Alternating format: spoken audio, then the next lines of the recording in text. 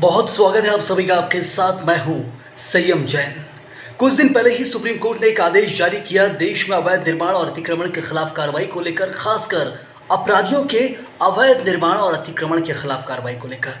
Supreme court ने अपने आदेश में कहा कि अंतिम फैसले तक आदेश जारी किया जाता है कि देश में अपराधियों के खिलाफ बुलडोजर एक्शन नहीं होगा। कुछ समय पहले आप भी देखते आ रहे होंगे कि मध्य प्रदेश, उत्तर प्रदेश जैसे राज्यों के अंदर अपराधियों के खिलाफ बुलडोजर वाली कार्रवाई की जा रही थी। उनके अवैध निर्माण और अतिक्रमणों को तोड़ा जा रहा था और इन्हीं कार्रवाइयों में कई बार आम लोगों के साथ भेदभाव हुआ, अन्याय हुआ। वो लोग सुप्रीम कोर्ट पहुंचे और फिर सुप्रीम कोर्ट को ये फैसला सुनाना पड़ा है। आखिर जो कार्रवाई देश के कई राज्यों में चल रही थी, उस पर सुप्रीम कोर्ट को अब यह फैसला क्यों सुनाना पड़ा, उसके पीछे का क्या कारण है, वो भी आपको इस वीडियो में बताएंगे। लगातार देखा गया कि मध्य प्रदेश, उत्तर प्रदेश जैसे राज्यों में ये कार्रवाई की जा रही थी। जघन्य अपराध करने वाले अपराधियों के खिलाफ बुलडोजर एक्शन किया जा रहा था। उनके अवैध निर्माणों और अतिक्रमणों को तोड़ा जाता था, जिसके कारण उनके परिवार के लोग सड़कों पर आ गए थे। और उसके बाद कई कार्रवाइयों में देखा गया कि अन्याय हुआ, भेदभाव हुआ। किसी का अतिक्रमण और अवैध निर्माण तोड़ा गया तो किसी का अतिक्रमण और अवैध निर्माण छोड़ा गया। इन्हीं कार्रवाइयों में भेदभाव और अन्याय के खिलाफ कुछ लोग सुप्रीम कोर्ट पहुंचे और फिर सुप्रीम कोर्ट को ये फैसला सुनाना पड़ा है। साथ ही सुप्रीम कोर्ट ने यह भी कहा कि इस फैसले से ये कतई मतलब नहीं है कि सरकार और प्रशासन जो मुहिम चलाते हैं अतिक्रमण और अवैध निर्माण के खिलाफ, उसको रोक दिया जाए। ये सिर्फ कार्रवाई रोकी जा रही है अपराधियों के खिलाफ जो अतिक्रमण, अवैध निर्माण बताकर बुलडोजर एक्शन होता था उस पर, ना कि सरकार और प्रशासन जो अलग से मुहिम चलाकर कार्रवाई करते हैं अवैध निर्माण और अतिक्रमण के खिलाफ, उस पर इससे कोई प्रकार की रोक नहीं लगाई जाएगी। इस सुप्रीम कोर्ट ने साफ कर दिया है। जो कार्रवाइयाँ बीते सालों में आपने देखी हैं देश के अंदर, 2017, 18, 19 से शुरुआत हुई थी उत्तर प्रदेश से। उत्तर प्रदेश में याद कीजिए जब योगी आदित्यनाथ ने सत्ता संभाली थी, उसके बाद जो दबंग हुआ करते थे उत्तर प्रदेश के, मुख्तार अंसारी और अतीक अहमद, इनकी कई एकड़ों की संपत्ति सरकारी ज़मीनों के ऊपर बनी हुई थी। सरकारी ज़मीनों के ऊपर इन्होंने अवैध निर्माण कर रखा था, सरकारी ज़मीनों पर कब्जा कर रखा था। और यहाँ पर बुलडोज़र चलाकर योगी आदित्यनाथ ने बताया था कि उत्तर प्रदेश जैसे राज्य में किसी प्रकार का कोई भी दबंग बर्दाश्त नहीं किया जाएगा, कोई दबंगई बर्दाश्त नहीं की जाएगी, सरकारी ज़मीनों को खाली कराया जाएगा। और फिर कार्रवाई की शुरुआत हुई, बुलडोज़र एक्शन देखने मिला था दबंगों के खिलाफ। मुख्तार अंसारी और अतीक अहमद के जो सरकारी संपत्तियों पे अवैध निर्माण थे, उनके खिलाफ बुलडोज़र एक्शन शुरू हुआ था। लेकिन फिर बदलते दौर के साथ आपने भी देखा होगा कि कैसे ये कार्रवाई कहां से कहां पहुंच गई। दबंगों से इन कार्रवाई की शुरुआत हुई थी, फिर दूसरे अपराधी, जघन्य अपराधियों के खिलाफ भी ये कार्रवाई की जाने लगी। उनके अवैध निर्माण और अतिक्रमणों को तोड़ा जाने लगा, ये भूलकर कि अतिक्रमण और अवैध निर्माण अपने आप में अपराध हैं। उसके लिए किसी इंसान के अपराधी बनने या फिर उसके अपराधों की इंतहा हो, उसका इंतज़ार करने की ज़रूरत नहीं है।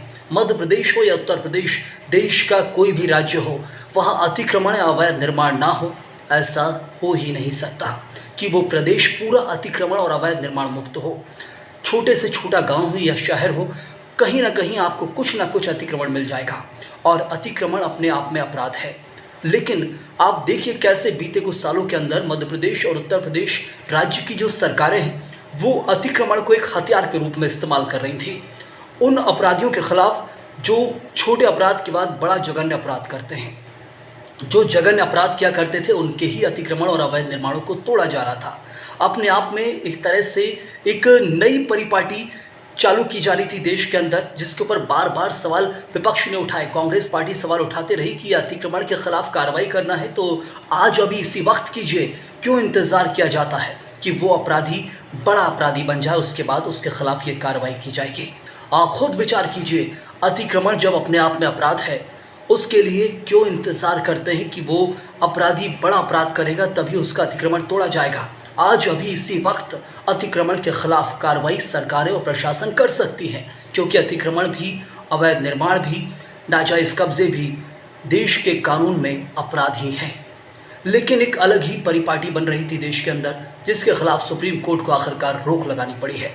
साथ ही सुप्रीम कोर्ट ने यह भी साफ कर दिया है कि अवैध निर्माण और अतिक्रमणों के जो तोड़ा जाता है उनके खिलाफ कार्रवाई जारी रखें, लेकिन अपराधियों के अवैध निर्माण और अतिक्रमण बताकर उनको तोड़ना, उनके पूरे परिवार को सड़क पर ला देने वाली यदि कार्रवाई होगी तो ऐसे प्रशासनिक अधिकारियों के खिलाफ कार्रवाई अब सुप्रीम कोर्ट क्या, देश के अलग अलग जो कोर्ट हैं, अदालतें हैं, वो करेंगी।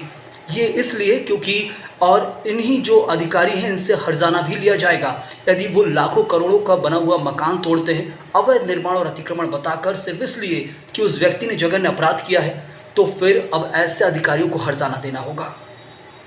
या तो सामूहिक तौर पर यह कहा जाए कि एक मुहिम चलाकर अवैध निर्माण और अतिक्रमण के खिलाफ कार्रवाई सरकार और प्रशासन करें, लेकिन भेदभावपूर्ण कार्रवाई की जाएगी। एक का अतिक्रमण तोड़ा जाएगा, दूसरे का अतिक्रमण छोड़ा जाएगा। तो आखिर किस कानून के तहत कार्रवाई हो रही है? एक का अतिक्रमण तोड़ रहे हैं आप कानून बताकर, और दूसरे के अतिक्रमण को संरक्षण दे रहे हैं किस कानून के तहत? बहुत भेदभाव इस देश के अंदर हुआ है इन कार्रवाइयों में, इसलिए अब जाकर सुप्रीम कोर्ट को ये आदेश जारी करना पड़ा है। कुछ सालों के अंदर जो कार्रवाइयाँ हुई हैं उसमें कई बार आम लोगों के साथ कहा जाए कि भेदभाव हुआ है, जिसके खिलाफ अब जाकर सुप्रीम कोर्ट में लगातार जो याचिकाएं आ रही थी उस पर यह फैसला जारी किया गया है। कुछ समय पहले की बात करें तो मध्य प्रदेश के अंदर जहां सीधी में एक व्यक्ति का बुलडोज़र चलाकर घर तोड़ा गया, उसका पूरा परिवार सड़क पर आ गया, लेकिन दूसरी तरफ एक और कार्रवाई है जो होते होते रह गई।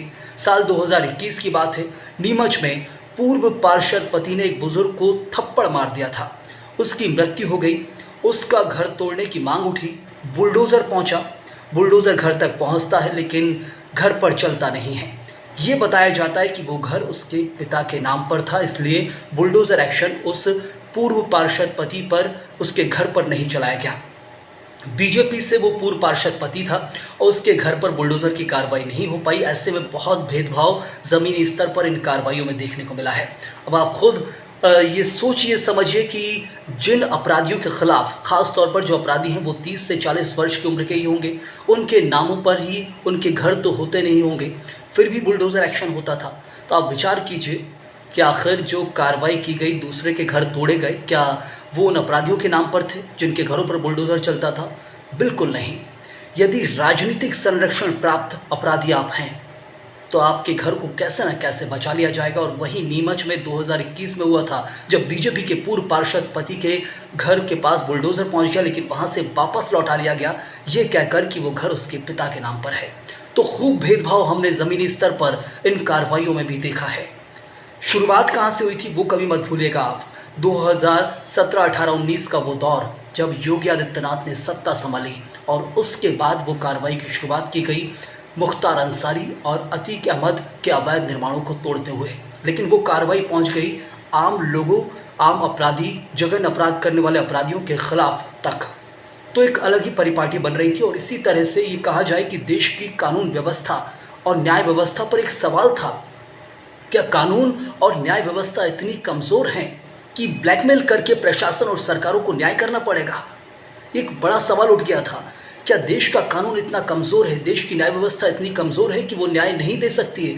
ज़रूर ये चर्चा का विषय है, लेकिन न्याय देने के लिए कौन सा तरीका अख्तियार किया जा रहा था जिसमें बुलडोज़र एक्शन देखा जा रहा था, वो भी भेदभावपूर्ण रवैये से? एक का तोड़ा जाता था, एक का छोड़ा जाता था। इन कार्रवाइयों में ज़मीनी स्तर पर इतना भेदभाव हुआ है कि इसके बारे में कहा ही नहीं जा सकता है। और इसी को लेकर जब ये जो लोग थे जिनके साथ अन्याय हुआ वो सुप्रीम कोर्ट पहुँचे, तो सुप्रीम कोर्ट को फिर ये आदेश जारी करना पड़ा है। तो एक तरह से कहा जाए कि जो अराजकता देश में फैल रही थी उस पर सुप्रीम कोर्ट ने रोक लगाने का काम किया है। न्याय व्यवस्था पर प्रश्न चिन्ह तो सरकार और प्रशासन ने ही खड़ा कर दिया था कि न्याय व्यवस्था इतनी कमज़ोर है कि न्यायिक तौर पर आप उस व्यक्ति को न्याय नहीं दे सकते हैं, इसलिए ऐसे ऐसे काम किए जा रहे थे। अपराधियों के अवैध निर्माण और अतिक्रमणों को तोड़ा जा रहा था। जब वो जघन्य अपराध की श्रेणी में आ जाएंगे तब क्या ये कौन सा कानून व्यवस्था है? किसने अधिकार दिया है कि छोटे अपराधी को छोड़ दिया जाए और बड़ा अपराध जब करे तो छोटे अपराध का उसे दंड दिया जाए? बहुत सवाल खड़े किए थे। इस जो प्रणाली थी, ये जो परिपाटी बन रही थी बुलडोज़र एक्शन की, उस पर बहुत सवाल देश में खड़े किए थे। और अब इन सवालों पर रोक सुप्रीम कोर्ट ने लगा दी है अपने एक फैसले से कि अंतिम फैसले के आने तक अपराधियों के खिलाफ बुलडोज़र एक्शन नहीं होगा, लेकिन देश में अवैध निर्माण और अतिक्रमण है तो उसके खिलाफ धड़ल्ले से कार्रवाई कीजिए, क्योंकि अतिक्रमण और अवैध निर्माण अपने आप में अपराध है।